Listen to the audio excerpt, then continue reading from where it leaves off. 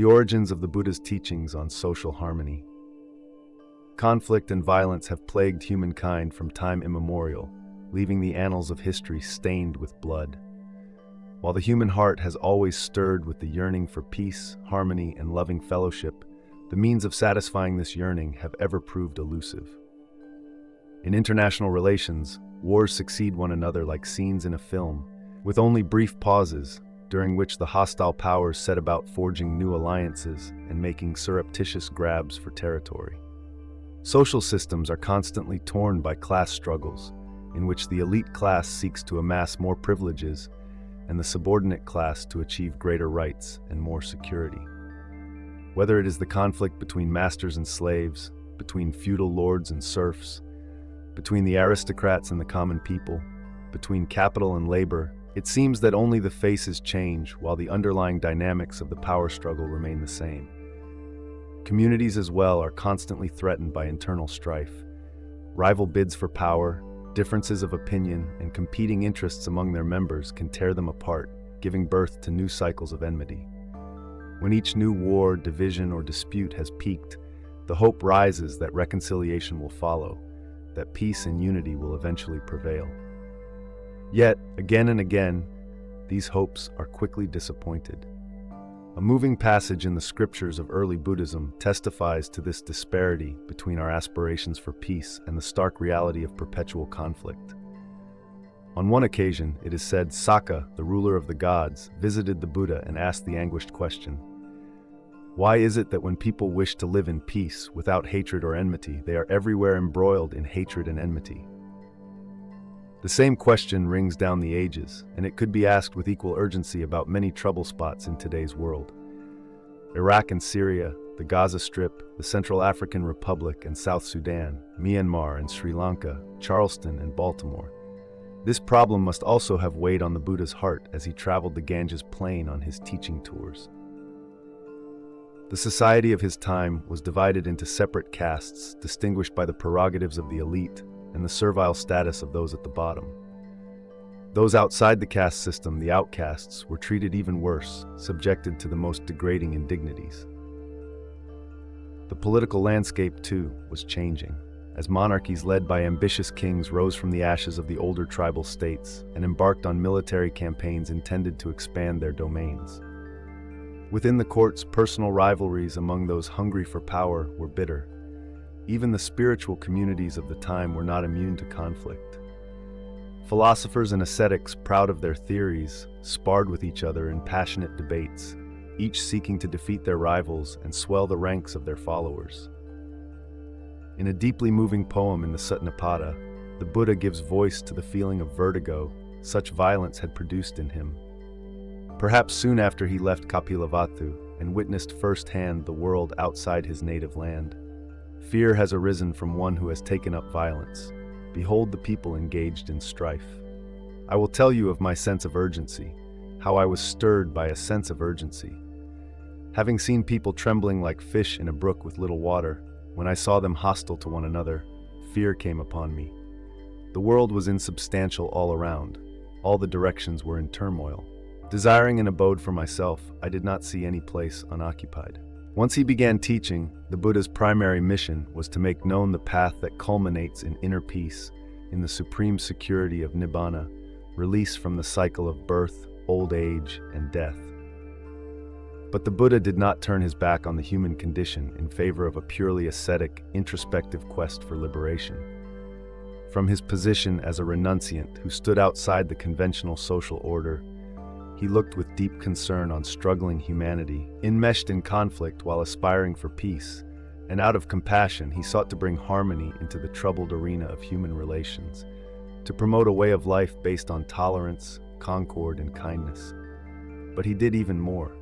He founded an intentional community devoted to fostering inner and outer peace. This task was thrust upon him almost from the start, for the Buddha was not a solitary wanderer, teaching those who came to him for guidance and then leaving them to their own devices. He was the founder of a new spiritual movement that from the outset was inevitably communal. Immediately after he concluded his first sermon, the 5 ascetics who heard it asked to become his disciples. As time went on, his teaching attracted increasing numbers of men and women who chose to follow him into the life of homelessness and take on the full burden of his training. Thus, a sangha, a community of monks and nuns who lived in groups, traveled in groups, and trained in groups, gradually developed around him. Changing from their lay garments into ochre robes, however, was not an immediate passport to holiness. While their way of life had altered, the monks and nuns who entered the Buddha's order still brought along with them the ingrained human tendencies toward anger, pride, ambition, envy, self-righteousness, and opinionatedness. It was thus inevitable that tensions within the monastic community would arise, develop at times into outright antagonism, and spawn factionalism, strife, and even bitter conflict. For the Sangha to flourish, the Buddha had indeed to become an organization man. While he could proclaim high spiritual ideals toward which his disciples could strive, this was not sufficient to ensure harmony in the Sangha. He also had to establish a detailed code of regulations for the uniform performance of communal functions and to promulgate rules that would restrain, if not totally obliterate, divisive tendencies. These became the Vinaya, the body of monastic discipline. The Buddha also taught and guided people who chose to follow his teachings at home, as lay disciples, living in the midst of their families and working at their regular occupations. He was thus faced with the additional task of laying down guidelines for society as a whole. In addition to a basic code of lay precepts, he had to offer principles to ensure that parents and children, husbands and wives, employers and employees, and people from very different backgrounds and social classes would be able to live together amicably. In the face of these challenges, the scope of the Dhamma expanded. From its original character as a path to spiritual liberation, centered around contemplative practices and philosophical insights, it gave rise to a broad ethic that applied not only to individual conduct, but to the relations between people living under diverse conditions, whether in monasteries or at home, whether pursuing their livelihoods in the marketplace or workshop or in the service of the state. Under all these circumstances, the chief ethical requirement was the avoidance of harm. Harm through aggression, harm by trampling on the claims of others, harm through conflict and violence. The ideal was to promote goodwill and harmony in action, speech, and thought. Right understanding. The Buddha taught that right understanding, or right view, is the forerunner on the path to liberation. He assigned right view to the position of first factor of the Noble Eightfold Path, the way to the end of suffering, and held that all the other factors of the path must be guided by right view toward the goal of his teaching, the cessation of suffering. For the Buddha, however, right view plays a critical role not only on the path to liberation, but also in the attainment of well-being and happiness within the cycle of rebirths. It does this by underscoring the need for ethical conduct. The type of right view integral to the moral life is sometimes called mundane right view, lokiya samadhi, or the right view of one's personal responsibility for one's deeds, kamma samadhi. This kind of right view is based on the premise that there is an objective, transcendent basis for morality that is not dependent on human judgments and opinions. Through his enlightenment, the Buddha discovered this moral law and derived from it the specific ethical injunctions of his teaching. On the basis of this discovery, the Buddha holds that the validity of moral distinctions is built into the fabric of the cosmos. Moral judgments can be distinguished as true and false, actions determined as good and bad, with reference to a moral law that is just as efficacious, just as universal in its operation, as the laws of physics and chemistry. As moral agents, therefore, we cannot justify our actions simply by appeal to personal preferences, nor can we expect following our preferences to secure our well-being. Rather, to achieve true well-being, we must act in conformity with the moral law, which is the Dhamma itself, the fundamental principle of truth and goodness that abides whether or not Buddhas discover it and reveal it. Right view affirms that our morally significant actions have consequences that can bring us either happiness or misery. Our deeds create kamma, a force with the potential to produce results that correspond to the ethical quality of the original action. Kamma brings forth fruits, retributive consequences that reflect the actions from which they spring. The basic principle that underlies the working of kamma is that good deeds bring desirable fruits, conducing to good fortune and happiness, while evil deeds bring undesirable fruits, leading to misfortune and suffering. Thus, the results of our volitional deeds are not limited to their immediately visible effects, those that spring from purely naturalistic chains of causation. There is an invisible principle of moral causation operating behind the scenes such that, with the passage of time, whether long or short, our actions eventually return to us and determine our destiny in this life and in future lives. The Buddha contrasts right view of the efficacy of kamma with three types of wrong view that were promulgated by iconoclastic thinkers of his age. One type of wrong view, called the doctrine of moral nihilism, nathikavada, denies personal survival beyond death and says that there are no fruits of our good and bad deeds. At death, both the foolish and the wise are utterly annihilated, leaving behind only a physical corpse. A second kind of wrong view, called the doctrine of non-doing, akiriyavada, denies that there is a valid basis for making moral distinctions. Those who engage in such horrific deeds as slaughtering and tormenting others cannot be said to be doing wrong. Those who give generously and protect the helpless cannot be said to be acting rightly. The distinction between evil deeds and meritorious deeds is a human fabrication, purely subjective, and thus moral judgments are mere projections of personal opinions. The third type of wrong view, called the doctrine of non-causality, ahitukavada, proclaims that there is no cause or reason for the defilement of beings and no cause or reason for the purification of beings. Beings are defiled and purified without any cause. They do not have moral agency, the capacity to determine their own destiny, but are compelled to act as they do by fate, circumstance, and nature. The Buddha expounded his conception of right view as the response to these three types of wrong view. He taught that personal identity survives bodily death, and the form we assume in each existence is determined by our kamma.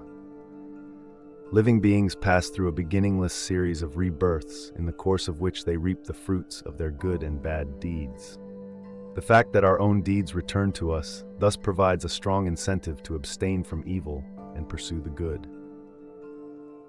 In contrast to the doctrine of non-doing, the Buddha held that moral judgments are not arbitrary. They have an objective basis, so that certain actions, such as killing and stealing, can be rightly described as evil, while other types of conduct, such as giving and moral restraint, can be rightly described as good. And the Buddha held that there are indeed causes for the defilement and purification of beings. People are not driven helplessly by fate, but have the capacity for self-determination. Through heedlessness, we defile ourselves, and by diligent effort, we can purify ourselves. The determinants of our destiny lie within ourselves and are subject to our own volitional control. Harmony in any community, whether a small group or a whole society, depends on a shared commitment to ethical conduct. While there can be harmony among thieves, such harmony can only last as long as the thieves are honest with each other. And for this reason, the unity of such groups generally turns out to be short-lived. As philosophers have long recognized, true community depends on a shared commitment to virtue. Since the Buddha held that ethical conduct rests on a foundation of right view, it follows that a modicum of right understanding is critical to fostering a harmonious community. In the present age, however, when the critical method of science has given rise to skepticism about conscious survival of death, it would be presumptuous to insist that a full acceptance of right view as taught by the Buddha is necessary as a foundation for social harmony.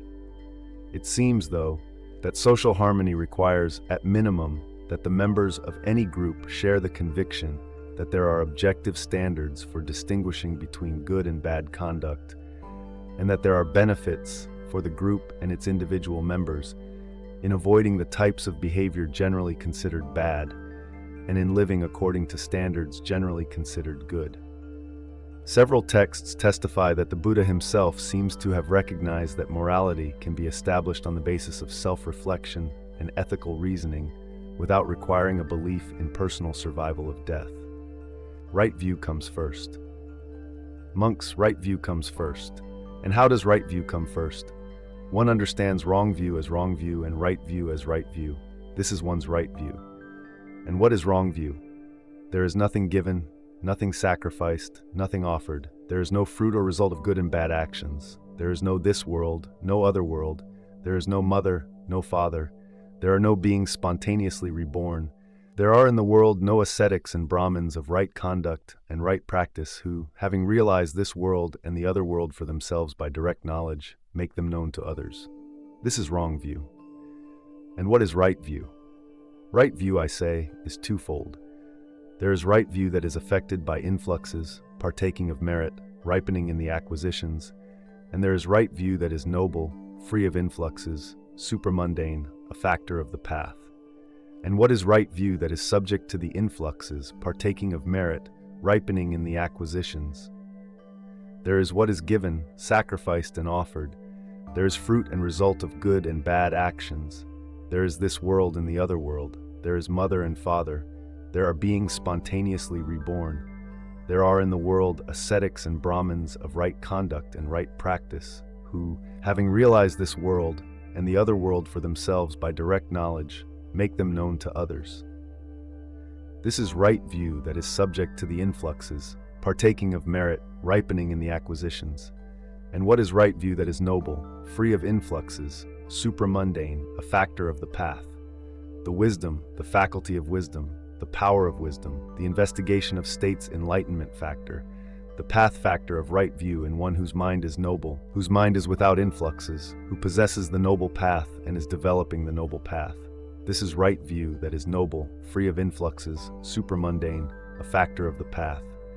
One makes an effort to abandon wrong view and to enter upon right view. This is one's right effort. Mindfully one abandons wrong view. Mindfully one enters upon and abides in right view. This is one's right mindfulness. Thus these three states run and circle around right view. That is, right view, right effort, and right mindfulness. Understanding the unwholesome and the wholesome. The Venerable Sariputta said, "When, friends, a noble disciple understands the unwholesome and the root of the unwholesome, the wholesome and the root of the wholesome, in that way he is one of right view, whose view is straight, who has perfect confidence in the Dhamma and has arrived at this true Dhamma." And what, friends, is the unwholesome? What is the root of the unwholesome? What is the wholesome? What is the root of the wholesome? The destruction of life is unwholesome. Taking what is not given is unwholesome. Sexual misconduct is unwholesome. False speech is unwholesome. Divisive speech is unwholesome. Harsh speech is unwholesome. Idle chatter is unwholesome. Covetousness is unwholesome. Ill will is unwholesome. Wrong view is unwholesome. This is called the unwholesome. And what is the root of the unwholesome? Greed is a root of the unwholesome. Hatred is a root of the unwholesome. Delusion is a root of the unwholesome. This is called the root of the unwholesome. And what is the wholesome? Abstention from the destruction of life is wholesome. Abstention from taking what is not given is wholesome. Abstention from sexual misconduct is wholesome. Abstention from false speech is wholesome. Abstention from divisive speech is wholesome. Abstention from harsh speech is wholesome. Abstention from idle chatter is wholesome. Non-covetousness is wholesome. Benevolence is wholesome. Right view is wholesome. This is called the wholesome. And what is the root of the wholesome? Non-greed is a root of the wholesome. Non-hatred is a root of the wholesome. Non-delusion is a root of the wholesome. This is called the root of the wholesome. A miscellany on kamma. The Buddha is addressing the monks. When it was said, kamma should be understood, the source and origin of kamma should be understood, the diversity of kamma should be understood, the result of kamma should be understood, the cessation of kamma should be understood, and the way leading to the cessation of kamma should be understood. For what reason was this said? It is volition, monks, that I call kamma. For having willed, one acts by body, speech, or mind. And what is the source and origin of kamma? Contact is its source and origin. And what is the diversity of kamma? There is kamma to be experienced in hell, kamma to be experienced in the animal realm, kamma to be experienced in the realm of afflicted spirits, kamma to be experienced in the human world, and kamma to be experienced in the deva world.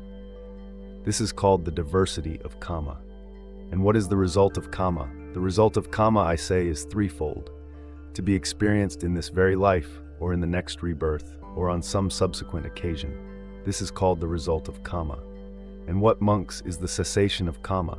With the cessation of contact, there is cessation of kamma. This noble eightfold path is the way leading to the cessation of kamma, namely, right view, right concentration. When, monks, a noble disciple thus understands kamma, the source and origin of kamma, the diversity of kamma, the result of kamma, the cessation of kamma, and the way leading to the cessation of kamma, he understands this penetrative spiritual life to be the cessation of kamma. Beings fare according to their kamma. The Buddha is speaking to a Brahmin. When, Brahmin, my mind was thus concentrated, purified, cleansed, unblemished, rid of defilement, malleable, wieldy, steady, and attained to imperturbability, I directed it to the knowledge of the passing away and rebirth of beings. With the divine eye, which is purified and surpasses the human, I saw beings passing away and being reborn, inferior and superior, beautiful and ugly, fortunate and unfortunate. And I understood how beings fare in accordance with their kamma, thus. These beings who engaged in misconduct by body, speech, and mind, who reviled the noble ones, held wrong view, and undertook action based on wrong view, with the breakup of the body after death, have been reborn in the plane of misery, in a bad destination, in the lower world, in hell. But these beings who engaged in good conduct by body, speech, and mind, who did not revile the noble ones, who held right view, and undertook action based on right view, with the breakup of the body after death, have been reborn in a good destination in the heavenly world. Thus, with the divine eye, which is purified and surpasses the human, I saw beings passing away and being reborn, inferior and superior, beautiful and ugly, fortunate and unfortunate, and I understood how beings fare in accordance with their kamma. This was the second clear knowledge attained by me in the middle watch of the night.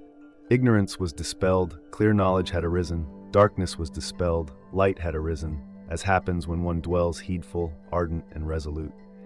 This, Brahmin, was my second breaking out, like that of the chick breaking out of the eggshell.